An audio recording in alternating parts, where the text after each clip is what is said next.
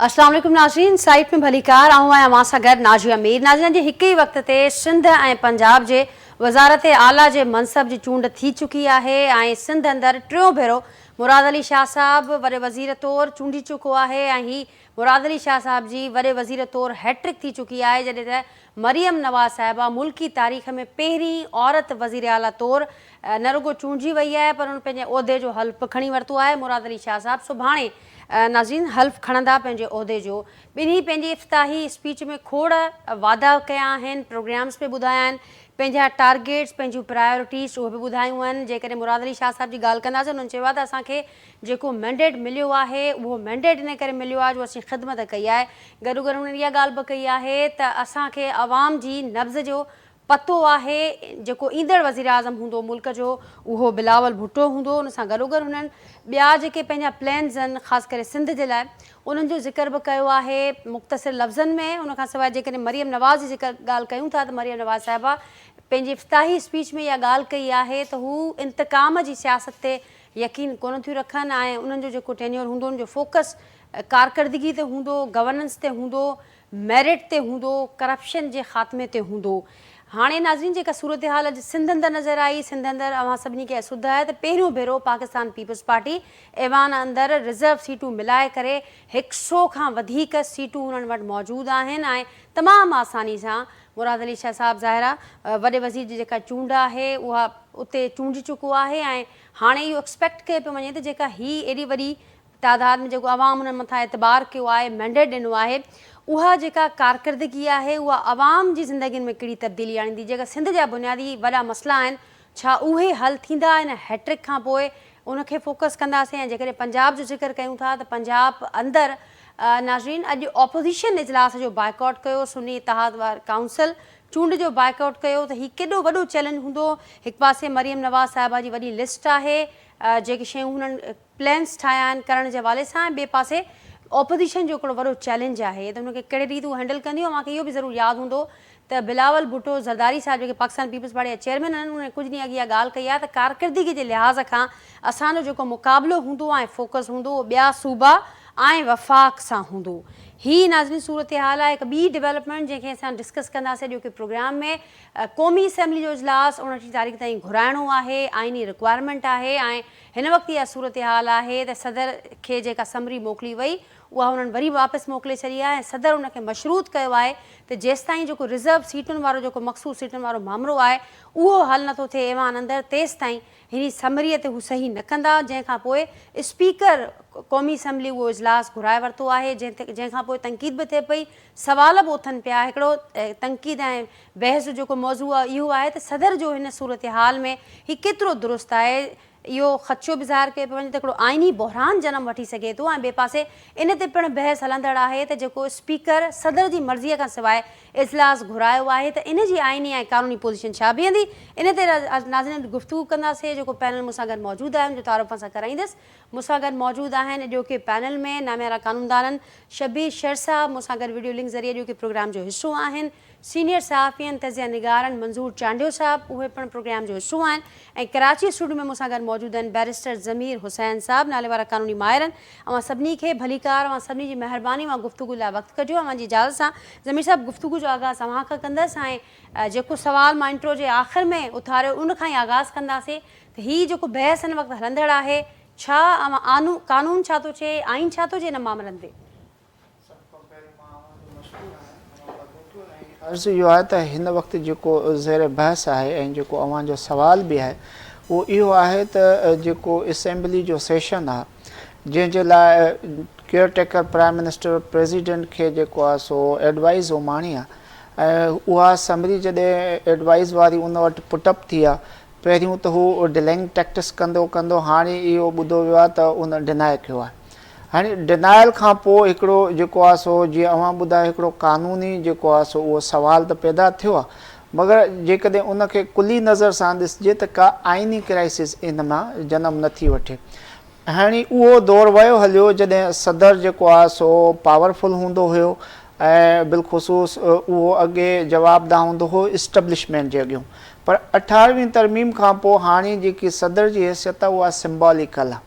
ऐं 18 तरमीम खां पोइ हू बाउंड थी वियो आहे त हू को बि एक्ट अकॉर्डिंग टू कॉन्स्टिट्यूशन जेकॾहिं कंदो त उहो सिर्फ़ु ऐं सिर्फ़ु वज़ीर आज़म जी एडवाइस ते कंदो। ऐं वज़ीर आज़म हिन वक़्तु जॾहिं उन्हनि खे समरी उमाणी सेशन कॉल करण जी ऐं उन्हनि जेको हिकिड़ो टाइम वठी करे ऐं डिनाइल ॾिनो आहे उन जा लीगल ऐं कॉन्स्टिट्यूशनल जेके इफेक्ट्स आहिनि उहे इहे ई अची बीहनि था त जेकॾहिं इलेक्शन खां पोइ 21 ॾींहंनि जे अंदरि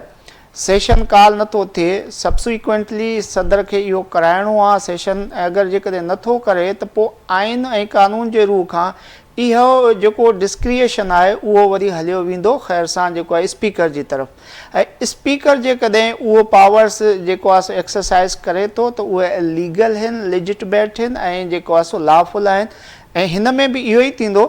त भली सदर जेकॾहिं डिनाइल ॾिनो आहे त उहो उनजी हिकिड़ी आइनी जेकी रिक्वायरमेंट हुई उहा जेकॾहिं हू पूरी नथो करे त इन जो इहो मक़सदु न आहे त आइन में उनजो ॿियो अल्टरनेट या सब्सिट्यूट न आहे। सब्सिट्यूट इहो ई जीअं मां अर्ज़ु कयो त 21 ॾींहंनि जे अंदरि खां पोइ जेकॾहिं उहो टाइम ॾिसे थो सदर उन ते का बि पंहिंजी सदारती आइनी ज़िम्मेदारी पूरी नथो करे त स्पीकर पंहिंजे रूल्स ऐं जेको आहे सो आइनी तक़ाज़ाउनि खे पूरो करण लाइ सेशन कॉल कंदो ऐं उहो सेशन थींदो। ऐं सदर जेको हिकिड़ी तव्हांखे इल्म में हूंदी त जेकी हुन वजह ठाही आहे उहा इहा ठाही आहे त जेकॾहिं असेंबली में मख़सूस सीटुनि जी जेकी डिस्ट्रीब्यूशन आहे ऐं उन में जेकॾहिं ॿियनि पार्टियुनि खे मिलियूं आहिनि सीटूं त जेकी PTI जा उहे हिमायती हफ़्ता जेके हाणे सुन्नी इत्तेहाद काउंसिल जो हिसो थिया आहिनि त उन्हनि खे मख़सूस सीटूं छो थियूं मिलनि ऐं उन्हनि खे जेसि ताईं न मिलंदियूं बक़ौल सदर जे त इहो जेको आहे सो कोरूम जेको आहे ऐं सेशन जेको आहे उहो मुकमिल न थींदो। इलेक्शन जो इहो प्रोसेस जेको आहे उहो मुकमिल न सम्झो वेंदो। पर इहा शइ जेकी आहे सदर जी आइनी तौर ते का बि डिस्क्रिएशन न आहे त इन मामले में परे ऐं आइन जे रूह खां इहा ॾिठो वञे त इहो इलेक्शन कमीशन जे 104 सेक्शन जे तहत डिस्क्रिएशन आहे त उहे तमामु फैक्ट्स खे सर्कमस्टेंसिस खे ऐं जेकी बि पार्टी पोज़ीशन्स आहिनि उन्हनि खे ॾिसंदा। ऐं इलेक्शन कमीशन में इहा शइ हींअर ज़ैर बहस आहे त जेकॾहिं PTI जा माण्हू इन जेको आहे सो पार्टीअ में जेकी आहे सुन्नी इत्तेहाद काउंसिल इन में मर्ज थिया आहिनि या उन में अची जेको आहे दाख़िल थिया आहिनि त आया इलेक्शन कमीशन जे रिकॉर्ड जे हिसाब सां या इलेक्शन जे हिसे जे तौर ते इहा सुन्नी इत्तेहाद काउंसिल पार्टिसिपेट कयो इन इलेक्शन में, छा उन जे कंहिं बि जेको आहे सो पार्टी जे कंहिं बि माण्हूअ या उन जे पार्टी जे सिंबल ते कंहिं इलेक्शन कंटेस्ट कई आहे। इहा जेको आहे सो मीडिया ऐं फैक्ट्स जे रिपोर्ट में कान थी अचे त उन कंहिं बि माण्हूअ इन पार्टी जंहिंमें ही PTI वारा मर्ज थिया आहिनि उन का इन प्लेटफॉर्म तां यानी सुन्नी इत्तेहाद काउंसिल जे प्लेटफॉर्म तां इलेक्शन कंटेस्ट कई हुजे। इहो बि ॾिठो वियो ऐं ॿुधो वियो आहे त जेको सुन्नी इत्तेहाद काउंसिल जो सरबराह हुआ उन बि इन पार्टी जे बिहाफ ते इलेक्शन न विड़ी आहे बल्कि इंडिपेंडेंटली विड़ी आहे। सो हाणे इहो हिकिड़ो आइनी ऐं कानूनी जेको तक़ाज़ा आहिनि उहो इलेक्शन कमीशन पंहिंजे 104 सेक्शन जे तहत मॉनिटर कंदी ऐं उन में इहा ॾिसंदी आया जेकी इलेक्शन जे प्रोसेस में पार्टी आई कान्हे उन में जेको मर्जर थो थियो ऐं उहो क्लेमेंट थिए थो रिज़र्व सीटुनि जो या न थिए थो। इहो हाणे उन्हनि जो पंहिंजा जेको आहे सो अॼु बि हिकिड़ो इजलास आहे उहो तमामु पंहिंजा जेके रूल्स ऐं प्रोसीजर्स आहिनि उहे साम्हूं रखी करे ऐं जेको फ़ैसिलो कंदा उन ताईं इहो नथो थी सघे त आइन जे रूह खां सदर जेको आहे इहा इलेक्शन कमीशन जो डिस्क्रिएशन खे सबबु ॼाणे करे ऐं सेशन जेको आहे कॉन्स्टिट्यूशनली जेको 21 ॾींहंनि में थियणो आहे उनखे रोके सघे। ठीकु, शबीर साहब अवां वटि ईंदसि। तमामु तफ़सीलन ज़मीर साहब ज़िक्र कयो त को कॉन्स्टिट्यूशनल क्राइसिस न पियो जनम वठे हिन समूरी सूरत हाल में, पर जेको ॿियो बार बार बहस हलंदड़ आहे त स्पीकर छा सदर जी मर्ज़ीअ खां सवाइ इजलास घुराए सघे थो ऐं उन खां पोइ के कानूनी के क्राइसिस के मामला पैदा थी सघनि था इन सूरत हाल में? कॉन्स्टिट्यूशनल क्राइसिस त क्लियर आहिनि बिल्कुलु ई। वज़ीर आज़म जी जेका समरी आहे उनखे मथां सदर ऑब्जेक्शन करे 3 दफ़ा उहा वापसि करे छॾी आहे ऐं उहो उन ते इजलास सॾाए कोन थो पियो त इहो कॉन्स्टिट्यूशनल क्राइसिस न आहिनि त ॿियो छा आहे। ॿी ॻाल्हि इहा आहे त आर्टिकल 91 जे मुताबिक़ सदर जेकॾहिं 21 ॾींहंनि में इजलास नथो घुराए पियो त ओड़ी सूरत में स्पीकर खे इख़्तियार हासिल आहे त उहो इजलास घुराए। हाणे 21 ॾींहं ई पूरा थियण जो इंतज़ारु वेठा था कनि पिया, पूरे थियण जी ज़रूरत ई कान्हे का। उहे पूरा थींदा 29 फरवरी ते ऐं इन जे विच में का आइन बिल्कुलु क्लियर थो चए पियो त भई 21 ॾींहंनि जे अंदरि इजलास सॾाइणो आहे ऐं ख़ुदि जेका आहे हींअर हुकुमरान पार्टियूं आहे जेके हुकूमत ठाहिण वञनि पिया ख़ुदि उहे पाण बि उन क्राइसिस खे जेके आहिनि सभु पैदा पिया कनि आइनी घोटालो जेको आहे उहो पैदा करण जी कोशिशि पिया कनि भई तव्हां इजलास घुराए पंहिंजी हुकूमत कॉन्स्टिट्यूट कयो इजलास हींअर शबीर साहब स्पीकर तलब कयो आहे 29 तारीख़ ते सुबुह जो 10 वॻे। हा त उहा आइन जे आर्टिकल 91 जे मुताबिक़ आहे ठीकु उहो न सही कयो आहे आर्टिकल 190 मुताबिक़ जेकॾहिं सदर नथो घुराए 21 ॾींहंनि जे अंदरि त मां इहो पियो अर्ज़ु कयां त उहो 21 ॾींहंनि जे अंदरि घुराइणो हो पोइ 21 ॾींहं पूरा थियण ते न हुयो हीउ त 21 ॾींहं पूरा करे पोइ पिया इजलास घुराइनि मां इहो पियो अर्ज़ु कयां सो बेसिक शइ इहा आहे त उन जी जेका शुरूआत थी आहे उहा ई का सुठी कान्हे का ऐं जेका हुकूमत ठाहिण वञनि पियूं जेका धुर PDM या पीपल्स पार्टी या मुस्लिम लीग नून उन्हनि जी शुरूआत सुठी कान पई थिए उहे ख़ुदि जेके आहिनि से पंहिंजे इन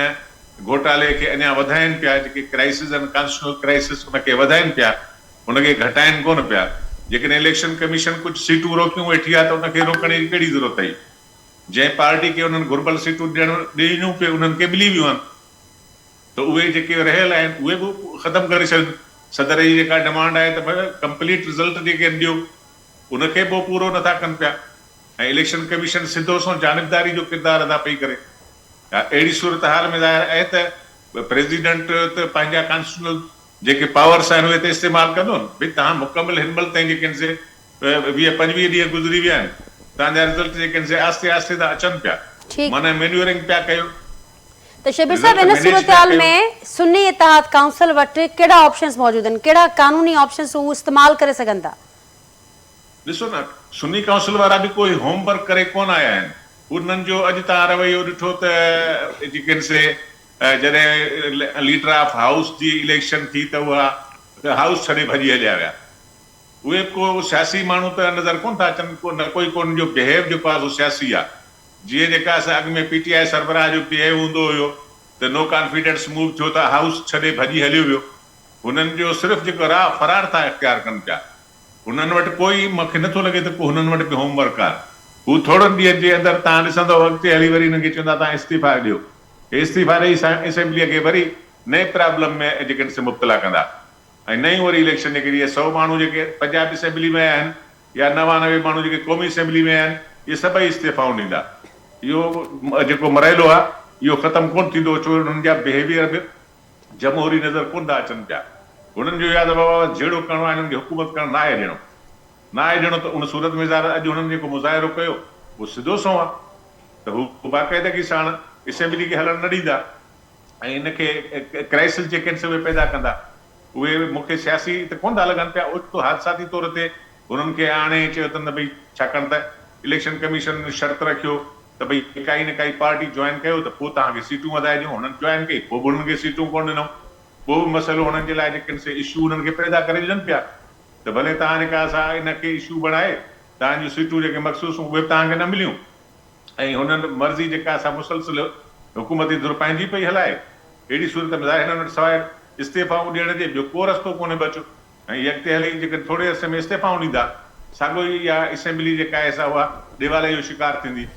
साॻा ई नए तरह सां वरी हिननि खे शेड्यूल जारी करणा पवंदा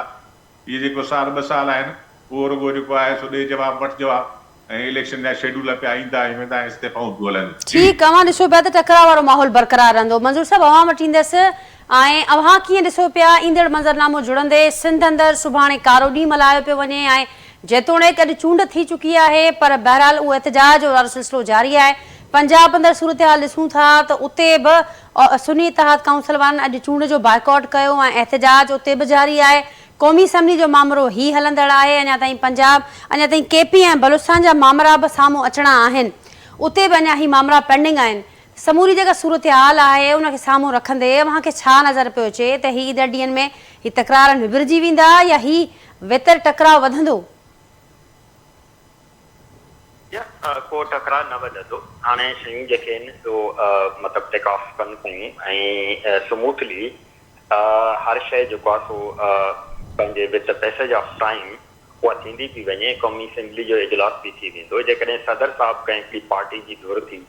उहो कॉल नथो करे नेशनल असेंबली त स्पीकर कॉल करे सघे थो। जेकॾहिं स्पीकर बि मुखालिफ़ पार्टी जो हुजे या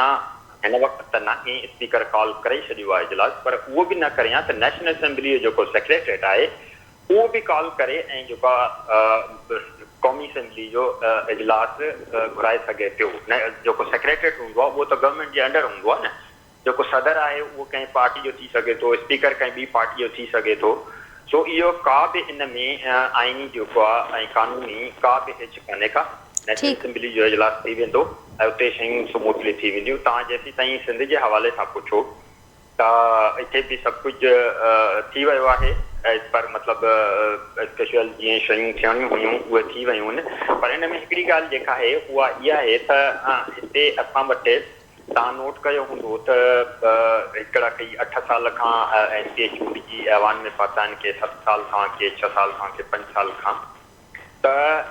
हाणे ॾिसो असांजो अवाम त उन्हनि जो एहतसाब नथो करे सघे, अञा अहिड़ी असां वटि जेको आहे सो अवामी ताक़त पैदा कोन थी आहे। पर जेके इहे पार्टियूं इक़्तिदार में अचनि थियूं घटि में घटि इहे ॾिसनि त 8 दफ़ा जेको हिकिड़ो माण्हू MPA थियो आहे त हुन पंहिंजे इलाइक़े जे अवाम जी कहिड़ी ख़िदमत कई आहे। ऐं के 7 दफ़ा अच्छा कई वरी जेको आहे सो वज़ीर थियनि था। त पार्टियुनि में इहो हिकिड़ो मतिलबु विंग हुजणु खपे जेका सेल्फ अकाउंटेबिलिटी करे त असांजी पार्टी जेका मतिलबु 15 साल रही त उन्हनि जी कारकर्दगी छा रही ऐं इन 15 सालनि में जेके असांजा नुमाइंदा चूंडिजी आया उन्हनि जेको आहे अवाम सां केतिरो हुननि साथ ॾिनो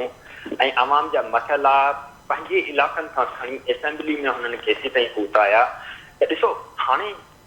मतिलबु केसीं ताईं आख़िर तव्हां जेको आहे सो ईअं सिलसिले खे हलाईंदऊं। तव्हां पाण खे जमहूरी पार्टी बि सॾायो था, पाण खे जमहूरियत पसंदि बि सॾायो था ऐं इहो चओ था त असां जेको आहे सो जमहूरी तरीक़े सां मुंतख़ब थी ऐं जेको आहे सो हे उहिदा जेका माणिया आहिनि त तव्हां जमहूरी थी ॾेखारियो इन प्रैक्टिस। तव्हां एटलीस्ट जेको आहे सो ख़ुदि एहसा बि कयो त असांजी पार्टी जा जेके 8 भेरा MPA थिया आहिनि उन कयो छा आहे जो उनखे तव्हां वरी अञा वधीक जेको आहे सो मौक़ो ॾियो था त उहो अचे जेको आहे असेंबली में वेहे त अॻिते हली तव्हां छॾ छाण कंदा वञो। अच्छा जेके उसरियल जमहूरियतूं हूंदियूं आहिनि, डेवलप डेमोक्रेसीज़ हूंदियूं आहिनि, उन में इहो थींदो आहे त हिकु दफ़ो जेकॾहिं को सुठी कारकर्दगी नथो ॾेखारे उन्हनि जो नुमाइंदो त उनखे ॿिए दफ़े टिकट न मिलंदी आहे। पर असां चऊं था त जेको मतिलबु तव्हां हिकु दफ़े बि न 2 दफ़ा बि हुनखे चांस ॾियोसि, 3 दफ़ा बि चांस ॾियोसि, पर जेके 8 भेरा जेको आहे सो MPA बि ऐवान में आया आहिनि त हुननि छा कयो आहे। ठीकु दुरुस्त पिया चयो मंजूर साहब, त हुनजो ज़रूरु एहतिसाब साम्हूं अचणु घुरिजे ऐं थियण बि घुरिजे, उन्हनि खां हिसाब वठणु घुरिजे। पर हाणे छा पिया एक्सपेक्ट कयो जेका कैबिनेट सिंध जी नई फॉर्म थींदी, छाकाणि त असां ॾिठोसीं त स्पीकर या डेप्यूटी स्पीकर जी जेका चूंड थी उते त सरप्राइज़ असांखे नज़र आयो आहे। 2 नवां चेहरा आहिनि, CM जे लाइ असांखे नओं चेहरो नज़र न आयो। कैबिनेट में बि अवां ॾिसो पिया त के नवां चेहरा हूंदा हिन भेरे, जेका ॻाल्हि अवां पिया कयो त जिन खे बार बार आज़मायो वियो आहे, छा उहे ई नज़र ईंदा? हुननि जी मेजोरिटी हूंदी कैबिनेट में या हिन दफ़े को कैबिनेट में बि को सरप्राइज़ अची सघे थो साम्हूं? ॾिसो नज़र सुठी ॻाल्हि आहे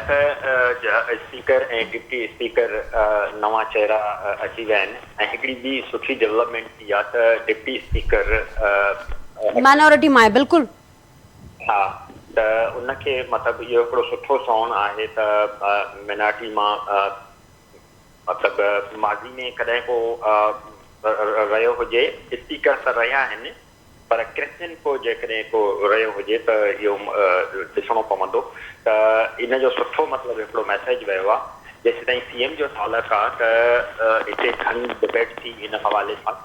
ऐं हाणे बसि उहो CM थी चुको आहे। अॻ में जेकॾहिं जेका सूरत हुई त उन में काफ़ी ॿिया बि नाला हुया। ठीकु आहे, हुनखे 3 दफ़ो मौक़ो ॾिनो वियो आहे ऐं ॾिसिजे त उहो 3 दफ़े, पर जेको गुज़िरियल दफ़े हू CM रहिया त उन में हुननि जी कहिड़ी कारकर्दगी बहितर रही, कीअं रही, उहा हिकिड़ी पाण जेका उन हिसाब सां हिकिड़ी आणे। हाणे जेसिताईं कैबिनेट जे हवाले सां तव्हां पुछो त कैबिनेट में बि नवां चेहरा हाणे अची सघनि था। कुझु त पुराणा ई हूंदा ऐं कुझु नवां चेहरा ईंदा ऐं स्पेशली जेको आहे सो औरतुनि जी नुमाइंदगी जे हवाले सां जेसि ताईं थिए थो त तव्हां ॾिठो त पंजाब में औरत वज़ीर आला पहिरीं औरत वज़ीर आला थी वई ऐं पंहिंजो हिते एटलीस्ट जेकॾहिं औरत वज़ीर आला सिंध में न थी त उहो ॻाल्हियूं जेके हलनि पियूं उहो हुते पंहिंजी जाइ ते रहिजी वियूं त जेका कैबिनेट आहे उन में औरतुनि खे नुमाइंदगी ॾिनी वञे ऐं बहितर मतिलबु उहे परफॉर्म करे सघनि थियूं निस्बतनि जेके उन्हनि जा मर्द कुलीग आहिनि। ईअं थियो बि आहे त जिते जिते औरतुनि खे मतिलबु हुकमरानी मिली आहे त उते बहितर नमूने सां शयूं जेको आहे सो हलियूं आहिनि। ठीकु मंजू साहब, सुठो, मां जेका ॻाल्हि कई तमामु सुठी ॻाल्हि हुई त जेको ड्यू शेयर आहे ऐं जेके असां पॉपुलेशन में जॾहिं ॾिसूं था त औरतुनि जो जेतिरो हिसो आहे ऐं जेको उन्हनि जी कारकर्दगी या मामला रहिया आहिनि उन हिसाब सां ड्यू शेयर उन्हनि खे इते बि ज़रूरु मिलणु घुरिजे। पर ज़मीर साहब, हाणे असीं ज़रूरु मंजू साहब जॾहिं ॿीहर ॻाल्हि थींदी त असां इहो सुवालु रखंदासीं त हिकिड़ो ऑपोज़िशन जी सूरत में हिकिड़ो वॾो चैलेंज पंजाब में असांखे नज़र अचे थो, सिंध अंदरि बि जेका ऑपोज़िशन आहे उहा बि मुतहरिक नज़र अचे पई ऐं ॼाणाए पई त असीं ज़रूरु टफ टाइम ॾींदासीं जेके गवर्नमेंट्स अचनि पियूं। नेशनल असेंबली में बि इहो ई हाल आहे। त हाणे अव्हां सम्झो पिया त कानून लिहाज़ खां जेके ज़िक्र थियो, अॼु बार बार इहा बहस आयो त पंजाब अंदरि हाउस मुकमल न हो ऐं हाउस मुकमल न हो त बि इहा चूंड थी वई। उहा चूंड त थियणी ई छाकाणि त वॾा मेंबर्स मौजूदु हुआ, पर इहे ईंदड़ ॾींहंनि में सम्झो था कि मसला इन स्पेसिफिक मामले ते जेको रिज़र्व सीटुनि वारो मथे हले पियो या हिते जेको हाउस मुकमल न पियो थिए, इहो बि को प्रॉब्लम साम्हूं अची सघे थो। सभ खां पहिरियों इहो आहे त जेको तव्हां असांजे फाज़िल दोस्त खां सुवालु पुछो त जेकी सुन्नी इतिहाद काउंसिल जो आहे उनजो छा लीगल डिफेंड हूंदो जेकॾहिं इन केस जेकॾहिं इलेक्शन कमीशन पंहिंजा पावर्स एक्सरसाइज़ करे ऐं इन शइ खे सम्झे थी त ही डेथ पार्टी आहे ऐं death party in the sense के हुन प्रैक्टिकली इन इलेक्शन में 2024 जे में को बि रोल अदा न कयो आहे। उनजे अकॉर्डिंगली अगरि उनखे डेथ पार्टी डिक्लेयर कयो थो वञे त पोइ सीटूं नथियूं मिलनि ऐं जेकॾहिं सीटूं नथियूं मिलनि त पोइ उन्हनि वटि छा आहे। पोइ इन में मूंखे इहो थो लॻे त जेकी पार्टी जंहिंजा पंहिंजा सरबराह जंहिं पार्टी जे बिहाफ ते पंहिंजे लाइ इहो शइ मुनासिबु न रखी त हिन प्लेटफॉर्म तां इलेक्शन उहे PTI वारनि जे लाइ या PTI जे सपोर्टर जी कहिड़ी इलेक्शन विढ़ंदा या उन्हनि जे लाइ कहिड़ी लीगल जेको आहे सो फाइट कंदा। लिहाज़ा इहा शइ ईअं ई रहंदी त हिननि वटि कानूनी ऑप्शन घटि, सियासी ऑप्शन घणा आहिनि ऐं सियासी ऑप्शन में पंजाब जी जेकॾहिं कंपोज़िशन ॾिठी वञे त पंजाब जे गवर्नमेंट खे जेको आहे सो 182 वोट दरकार आहिनि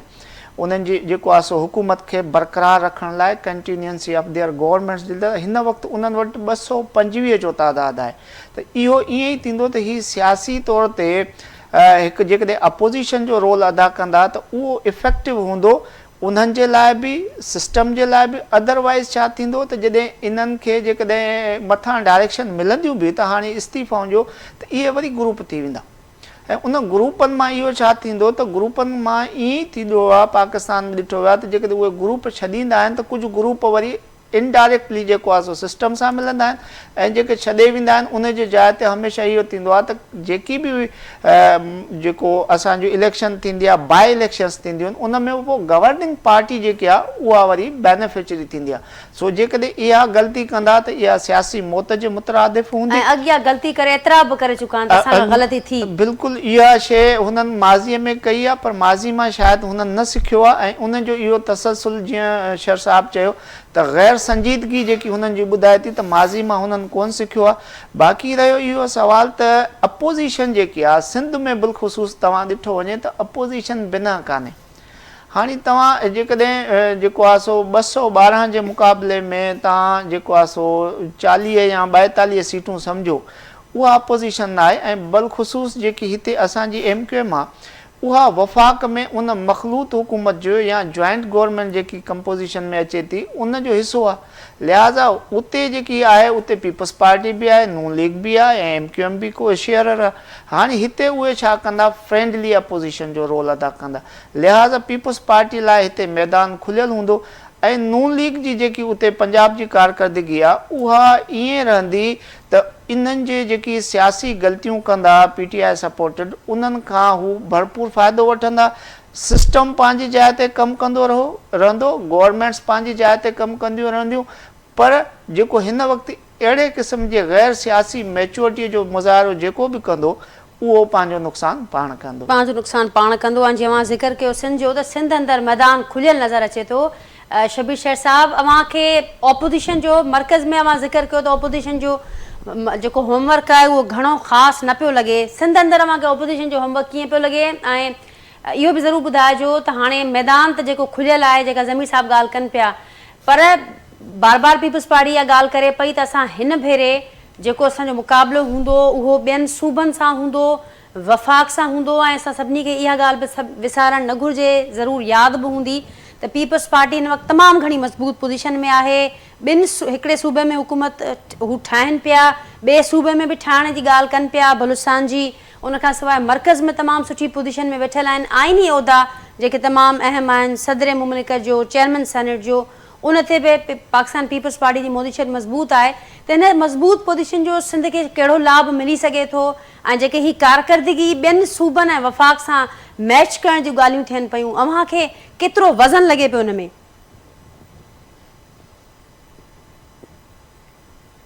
शेर साहब, मुंहिंजो आवाज़ अव्हां ताईं पहुचे पियो? शबीर साहब, मूंखे ॿुधो पिया अव्हां? मुंहिंजो आवाज़ अव्हां ताईं पहुचे पियो? नाज़रीन, राब्तो करण जी कोशिशि कयूं था। ॿीहर शबीर साहब सां राब्तो असांजो मुनक़दे थी वियो आहे। मंज़ूर साहब, इहो ई सवाल अव्हां वारो रखंदसि, कीअं ॾिसो पिया ऑपोज़िशन जो होमवर्क ऐं वाइदा जेके पीपल्स पार्टी करे पई सिंध जे अवाम सां? ॾिसो, हाणे अपोज़िशन त का अहिड़ी ख़ासि कोन हूंदी, बिल्कुलु फ्रेंडली अपोज़िशन हूंदी, छो त हिते आहिनि MKM वारा, CPI वारा त अञा पंहिंजो ज़ाहिरी कोन थिया आहिनि त उहे कहिड़ो किरदारु अदा कंदा। अपोज़िशन PTI हूंदी, पर सिंध में को बि पीपल्स पार्टी खे टफ टाइम न मिलंदो। उन्हनि जे लाइ मतिलबु मैदान साफ़ आहे, हू कमु करणु चाहिनि त का हुननि जे साम्हूं रुकावट कान्हे का, ऐं संजीदा थी ऐं जेकॾहिं सिंध जी आवाम खां माज़ी में जेको कुझु हुननि कयो, हिते अञा गवर्नेंस जा जेके प्रॉब्लम हुया, जेके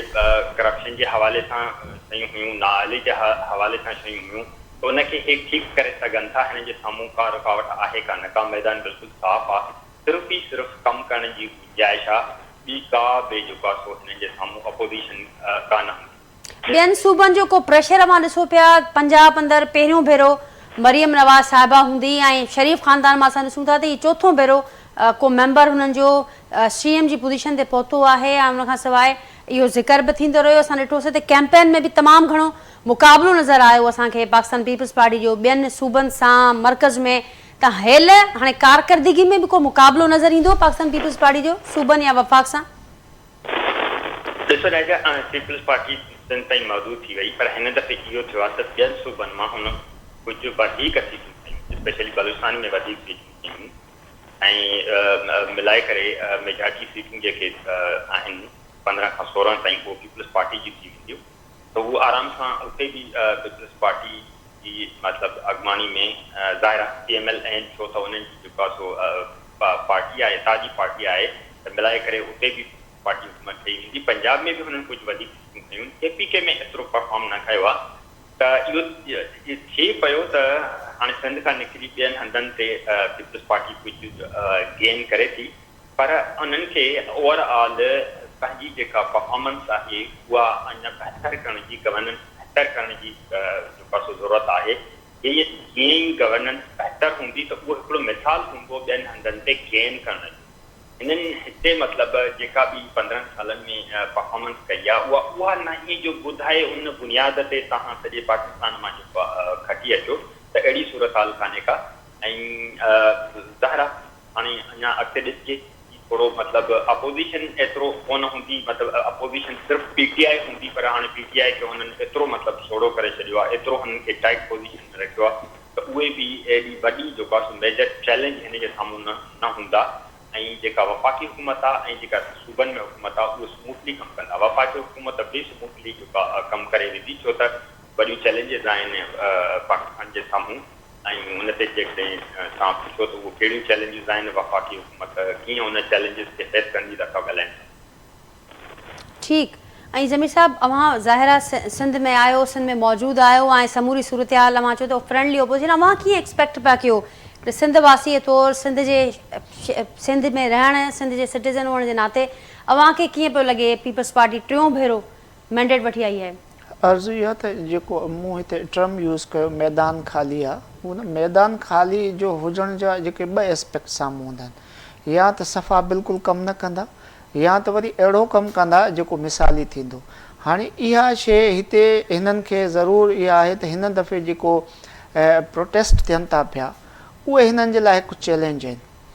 ऐं मेजॉरिटी जेकॾहिं हीअ खणी आया आहिनि त उन मेजॉरिटी खे जेकॾहिं हू इफेक्टिवली पंहिंजे गुड गवर्नेंस सां डिलीवरी करण में ऐं जेको अवामी सतह ताईं इक़्तिदार जी जेको आहे सो नुमाइंदगी करण में, लॉ एंड ऑर्डर जी सिचुएशन में, ऐं जेको हिते बेरोज़गार जो जेको मसइलो आहे उनखे हल करण में हीअ जेकॾहिं सुठी परफॉर्मेंस ॾियनि था, पोइ इहा ईअं थींदो त हिननि जी जेको आहे सो हिकिड़ी तारीख़ रक़म थींदी त बाबा सिंध जे अवाम वाक़ई हिननि खे हक़ीक़ी नुमाइंदगी इन जे करे ॾिनी हुई त हीअ कमु कंदा। ऐं जेकॾहिं हिननि इन शइ खे इन तरीक़े सां वरितो त असांखे हाणे जेको आहे सो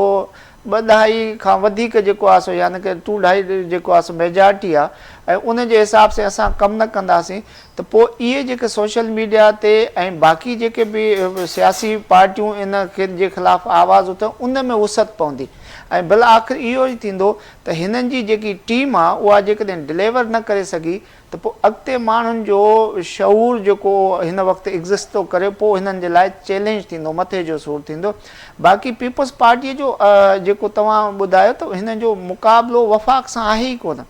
ऐं वफ़ाक़ सां मुक़ाबिलो हिननि जो थी बि कोन थो सघे, छो जो वफ़ाक़ में बि ही एज़ अ बी टीम त आहिनि। हाणे ए टीम पंहिंजी बी टीम सां कीअं मुक़ाबिलो कोन्हे, एक्चुअली हिननि जो मुक़ाबिलो जेको रहंदो वञी उहो रहंदो पंजाब सां ऐं KPK सां। KPK में मुमकिना तौर ते जेके PTI सपोर्टेड आहिनि उहे मतां हिकिड़े नए जेको आहे सो तरीक़े सां हिकिड़ो जेको आहे सो गवर्नमेंट जो हिकिड़ो तरीक़ेकार जेको आहे इंट्रोड्यूस कराइनि ताकी उहो पंहिंजी खोयल साख खे जेको आहे सो बहाल कनि, ऐं नून लीग जी मरियम नवाज़ शरीफ़ साहिबा जेकी पंजाब जी गए उहा वरी इन कोशिश में हूंदी त इहो सूबो जेको आहे सो PTI जे साबिक़ा हुक्मरानी में रहियो आहे, लिहाज़ा इते मां वधि खां वधि डिलीवर करे ऐं इहो तासुर वठां त पंजाब खे PTI जी ज़रूरत न आहे बल्कि नून लीग जी ज़रूरत आहे। सो असुल में हिन सिंध गवर्नमेंट जो जेको मुक़ाबिलो आहे उहो पंजाब ऐं KPK सां थींदो, लिटरली जेको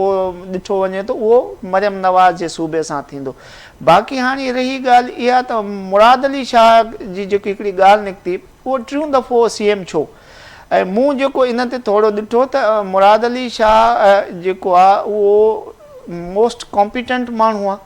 इंडिविजुअल कैपेसिटी में हू तमामु सुठो पढ़ियो लिखियो आहे, इवन के सियासत में हू एॾो जेको आहे सो सीनियर कोन्हे बजुज़ के ॿिया खोड़ सीनियर आहिनि, पर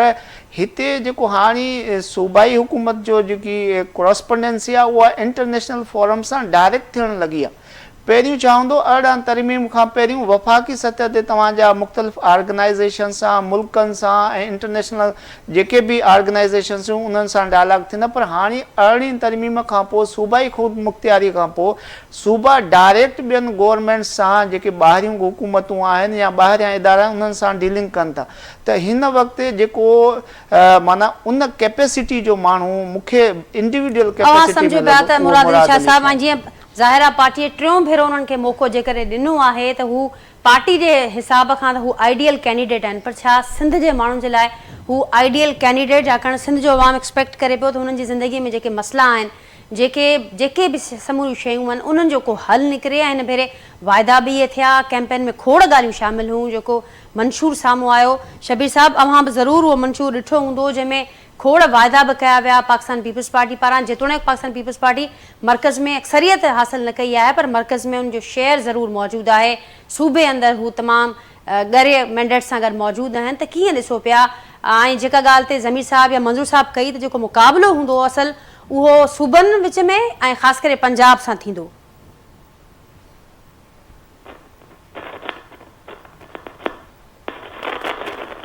शबीर साहब, मुंहिंजो आवाज़ वहां ते पहुचे पियो? मूंखे ॿुधो पिया हुआ?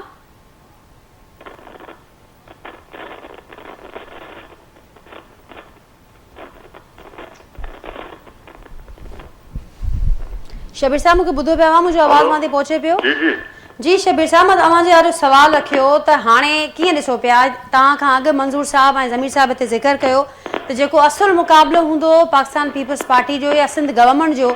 उहो हूंदो हाणे पंजाब सां, ख़ासि करे सूबनि सां हूंदो, त कीअं ॾिसो पिया उन्हनि जो जेको मुक़ाबिलो कारकर्दगी जे हिसाब खां छा नज़र अचे पियो तव्हांखे? ॾिसो न, हाणे पीपल्स पार्टी चोथों दफ़ो हुकूमत में आई आहे। अॼु जे चीफ मिनिस्टर कुझु बि डिलीवर कोन कयो आहे। पंहिंजी स्पीच रुगो सियासी मुखालफ़नि जी हेॾे होॾे करे वियो, जॾहिं त मरियम नवाज़ जेका डिलीवर कयो आहे। हुन वॾी ॻाल्हि इहा कई त भई औरतूं मुंहिंजी रेड लाइन हूंदियूं, ऐं कल्ह जे इंसिडेंट खे बि हुन हाईलाइट कयो त भई इन क़िस्म जा वाक़िया हाणे पंजाब में थियणु न ॾींदासीं। ऐं हाणे असां छा कंदासीं, हुन सॼो डिवोल्यूशन प्लान पंहिंजे स्पीच में ॾिनो। हिन चीफ मिनिस्टर छा डिलीवर कयो? कुझु बि कोन। माण्हुनि जे अवाम सां एतिरियूं वेदमतियूं हुयूं, माण्हू बेघर न। अॼु बेबावी वारी बरसाति जे करे माण्हुनि खे हिन महिल ताईं घर न मिली सघिया आहिनि। ठीको सरसो खे ॾिनो वियो आहे, सरसो जा ऑफिसर पैसा खाईंदा पिया वञनि, उन्हनि खां क्वेश्चन करण वारो को कोन्हे को। उनजे लाइ कुझु डिलीवर कोन कयईं। ऐं माण्हुनि जो असां डिमांड लॻी पियूं आहिनि त बाबा हाणे जेको आहे 16,000 DAP थी वियो आहे, 7,000 यूरिया थी वियो आहे। इहो असां खां तव्हां जेका या त पोइ कणिक जा अघ वधायो। वरी कंहिंजियूं डिमांड्स आहिनि बाबा कणिक 2,000, भई 2,000 रुपए माण्हू कणिक थींदी त पोइ ज़ाहिर हारी काॾो जो पासो जो सॼी पूरत कंदो। उनजे लाइ को प्लान कोन। नहीं, हारियुनि जी बदहाल सूरत थी वई आहे। हिते त सभु माण्हू जेके हारी आहिनि पंहिंजे पेट गुज़र जे लाइ धंधा कनि था, महिनतूं कनि था, हर काइनि था, पोख कनि था, कणिक कनि था, तॾहिं वञी हुकूमत क्राइसिस मां थी निकिरे। हुकूमत हारियुनि खे हिन महिल ताईं कुझु बि कोन ॾिनो आहे। अॻे वाइदो कयो हुयो इन ई चीफ मिनिस्टर भई असां 5,000 फी हारी खे ॿिज जा जेके ॾिठासीं, आख़िर में उतां बि फिरी वियो, उहे बि कोन ॾिनई। त हींअर हिननि जे लाइ जेके विया हुया माण्हुनि वटि जॾहिं विया हुया,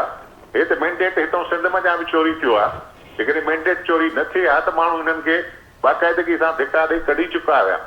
माण्हू हिननि खे ॿुधण जे लाइ तयारु कोन हुया। हाणे जेका 2029 वारी इलेक्शन थींदी, उहा इलेक्शन ई टोटल डिफरेंट हूंदी। पीपल्स पार्टी किथे बि नज़र कान ईंदी, न को जेका आहे सा मुस्लिम लीग नून किथे नज़र ईंदी। माण्हुनि जो शौर जेको आहे हींअर उहो कोन्हे को। माण्हुनि जो शौर तमामु घणो अॻिते वधी चुको आहे। माण्हू पंहिंजा राइट्स ॼाणनि था पिया, ऐं उहे राइट्स वठण जे लाइ ज़ाहिर आहे त हिकिड़ी मुनज़िम जदोजहद मुनज़िम पार्टी जे ॻोल्हा बि कनि पिया। त उहा जॾहिं सूरत हाल पैदा थी ऐं हिननि जेकॾहिं हींअर कुझु बि डिलीवर न कयो त माण्हू उथी खड़ा थींदा। भले कोई असेंबली में जेकॾहिं से 36 मेंबर आहिनि अपोज़िशन में, त उहे बि उनजो फ़ाइदो वठंदा। उहे सुठो हुते हुलांगामो कंदा। 36 माण्हू को मामूली न आहिनि, वॾी अपोज़िशन आहे सिंधी असेंबली जे अंदरि। ऐं जॾहिं जेको आहे सो इमदाद मोहम्मद शाह अकेलो हूंदो हुयो 90 वारी असेंबली में, अकेलो जेको आहे सो मुखालिफ़ दल जो मेंबर हूंदो, उहो ई हिननि जे लाइ वॾो मथे में सूर हूंदो हुयो। हीअ त 36 मेंबर आहिनि, हिते हिननि जो निंडूं फिटाए छॾींदा। हिननि वटि डिवोल्यूशन प्लान को बि कोन्हे को। कैबिनेट बि साॻी ई आणींदा, उहे ई माण्हू जेके से वफ़ादार खणींदा, जेके हिननि जे येसमैन तौरु कमु कंदा। कंहिं बि क़िस्म जी चेंजिंग न हिननि जेका असां असेंबली में आंदी आहे, न ई इहे जेका असां लॻे थो त को कैबिनेट में आणींदा। माण्हुनि जा मसइला अनेक मसइला आहिनि, माण्हू बदहाली तरफ़ हलिया विया आहिनि। ठीकु आहे, उहो सॼो डिपेंड कंदो, जीअं अवां ॼाणायो, डिपेंड कंदो ज़ाहिर आहे कारकर्दगी ते। अगरि डिलीवरेंस न हूंदी त ही अवामी मज़ाहिम जो फेस करणी पवंदी हिननि खे। मंजूर साहब, वफ़ाक़ सां जेका वर्किंग रिलेशनशिप हुजे थी, उन ते हमेशह खां सवाल बि उथंदा रहिया ऐं बार बार सिंध गवर्नमेंट जेके मुख़्तलिफ़ हुकूमतूं, ख़ासि करे जेको गुज़िरियल दौर हो पाकिस्तान तहरीक इंसाफ़ जो PDM खां अॻु, तमामु घणो इहो थींदो रहियो त वर्किंग रिलेशनशिप असां ॾिठोसीं त उहो स्मूथ न नज़र आयो। ऐं हिन भेरे बि सिंध जा खोड़ मामला आहिनि जंहिंमें पाणीअ वारो मसइलो आहे, सिंध जा मैदनी वसीला आहिनि, सिंध जो नाणो आहे, आदम गणप आहे, इन सां समेत खोड़ मामला आहिनि। त हाणे वफ़ाक़ जी जेका वर्किंग रिलेशनशिप हूंदी सूबे विच में, मथे नून लीग आहे, कीअं पिया ॾिसो मां? ॾिसो नाजा, त हाणे वफ़ाक़ में हिकिड़ी स्ट्रॉन्ग लॉबी वेठियूं आहिनि त 18 तरमीम खां पोइ सूबनि खे काफ़ी वधीक पैसा मिलनि था ऐं उहे सूबा सही इस्तेमालु नथा कनि। ऐं कंहिं तरीक़े सां जेका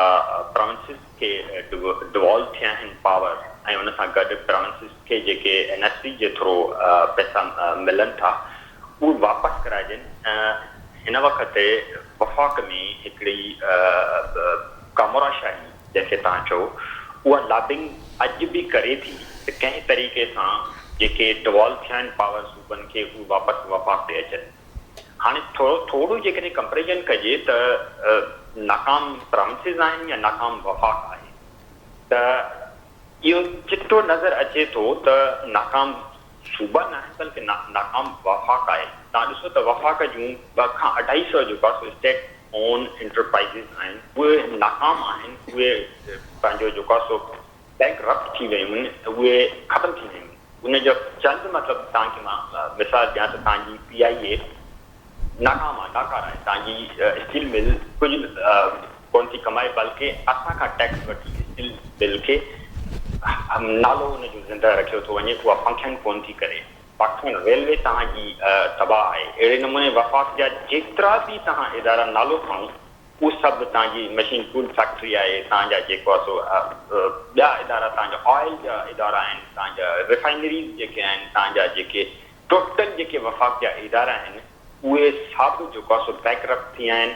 तव्हां खां मूंखां टैक्स वठी, अवाम खां टैक्स वठी उन वफ़ाक़ी इदारनि खे उनजो नालो बसि ज़िंदा रुगो रखियो वियो आहे। त असां जेकॾहिं नाकारा जेको आहे नाकाम प्रमिसिस आहिनि या वफ़ाक़ आहे त इहो मतिलबु इन में का बि हचक कान्हे का त नाकाम तव्हांजो वफ़ाक़ थींदो पोइ वञे ऐं हिकु ॾींहुं पूरी जी पूरी हीअ जेका तव्हांजी स्टेट आहे उहा बैंकरप्ट थी वेंदी ऐं उहा जेको आहे सो कोलैप्स थी वेंदी जेकॾहिं तव्हां पंहिंजो रवैयो ऐं डायरेक्शन सिधो न कयो। अॼु बि जेको आहे सो उहे लाबियूं इन ॻाल्हि में लॻी पयूं आहिनि त इन जेको NSE जे थ्रू प्रमिसिस खे पैसा वञनि था उहे कटेल कजनि। अच्छा, उन हवाले सां उहे वरी IMF खे बि लिखनि था। जीअं इमरान ख़ान IMF खे ख़त थो लिखे त तव्हां हिते ऑडिट करायो त उते कामोरा जेके इस्लामाबाद में वेठा आहिनि उहे IMF खे लिखनि था त इहे प्रमिसिस खां जेके पैसा विया आहिनि इहे कंहिं तरीक़े सां वफ़ाक़ ते वापसि अचनि। सो तव्हां ॾिसो त हाणे ज़ाहिर आहे त हुते वफ़ाक़ में बि कोalition में पीपल्स पार्टी वेठी आहे, हिते बि पीपल्स पार्टी जी हुकूमत आहे। मामलो घणो टेंशन वारो कोन थींदो, पर इहा लाबियूं जेके हुते वेठियूं आहिनि इस्लामाबाद में वफ़ाक़ में उन्हनि खे टैकल करणु पीपल्स पार्टी जो कमु आहे। इहो पीपल्स पार्टी जो फर्ज़ु आहे। पीपल्स पार्टी जे सिंध जी अवाम जेकॾहिं जेको मैंडेट चयो थो वञे ऐं असांखे मिलियो आहे उहो इन जे करे मिलियो आहे त तव्हां सिंध जे अवाम जा जेके मफ़ाद आहिनि उहे वफ़ाक़ में इस्लामाबाद में प्रोटेक्ट कंदमि। ठीकु, ज़मीर साहब फाइनल कमेंट मुंहिंजो। मां इहो अर्ज़ु कंदुसि त हींअर जेकी बि गवर्नमेंट आहिनि चाहे प्रोविंशियल आहिनि या फेडरल गवर्नमेंट आहे उहे ॿिनि पॉलिसियुनि जे मोहताज हूंदा आहिनि, हिकिड़ी इंटरनल ॿी एक्सटर्नल। इंटरनल पॉलिसी में जेकॾहिं कंहिं बि गवर्नमेंट हितां जे हेल्थ सेक्टर खे, एजुकेशन सेक्टर खे ऐं जेको आहे सो पंहिंजे पॉवर्टी सेक्टर खे